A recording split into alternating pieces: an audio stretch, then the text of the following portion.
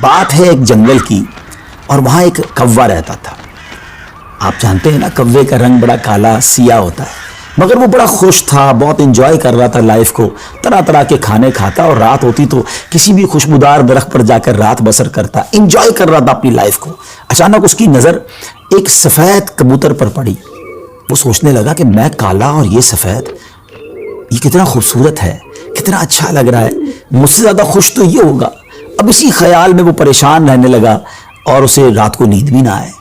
ایک دن وہ کبوتر کے پاس پہنچا اور کہا کہ تم کتنے خوش نصیب ہو، تمہارا رنگ سفید ہے اور میں تو کالا ہوں، تم سے زیادہ خوش تو کوئی نہیں ہوگا۔ کبوتر نے کہا پہلے میں بھی یہی سمجھتا تھا، لیکن جب میں نے طوطے کو دیکھا تو میں حیران ہو گیا کہ طوطے کے تو دو رنگ ہیں، میرے پاس تو ایک ہی رنگ تھا۔ تو طوطا زیادہ خوش نصیب ہے، وہ زیادہ خوش ہے، وہ زیادہ لائف کو انجوائے کر رہا ہے۔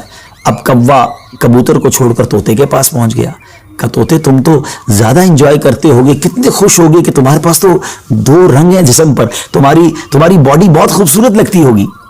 تو طوطا کہتا ہے کہ پہلے تو میں لائف کو بڑا انجوائے کرتا تھا کہ واقعی میں بڑا رنگ برنگی ہوں، مگر جب میں نے مور کو دیکھا نا تو مور تو کئی سارے رنگ لیے ہوئے ہے، اتنا خوبصورت ہے کہ اس کو دیکھ کر مجھے لگا کہ میں تو کچھ بھی نہیں ہوں۔ اب کوا اڑتے اڑتے پہنچ گیا مور کے پاس۔ مور چڑیا گھر کے ایک پنجرے میں موجود تھا۔ پہلے تو وہ انتظار کرتا رہا کیونکہ بہت سارے لوگ مور کو دیکھنے آئے تھے۔ جب سارے لوگ دیکھ کر چلے گئے تو کوا مور کے پاس گیا کہ اے مور، ذرا یہ تو بتاؤ تم کتنے خوش ہو، کتنے رنگ ہیں تمہارے پاس، تم کتنے خوبصورت ہو۔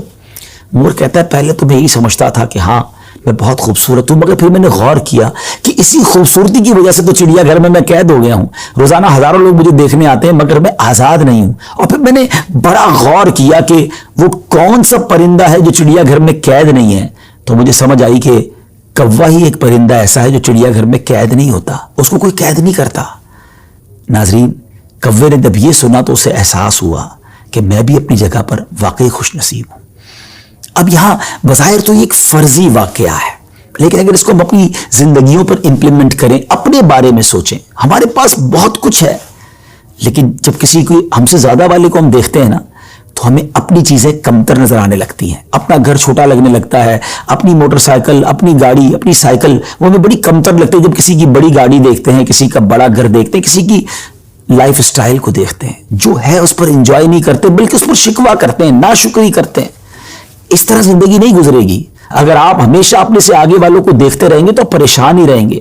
اگر آپ نے موازنہ کرنا ہی ہے، کمپیریزن کرنا ہی ہے، تو اپنے سے کمتر لوگوں کو دیکھیں نا۔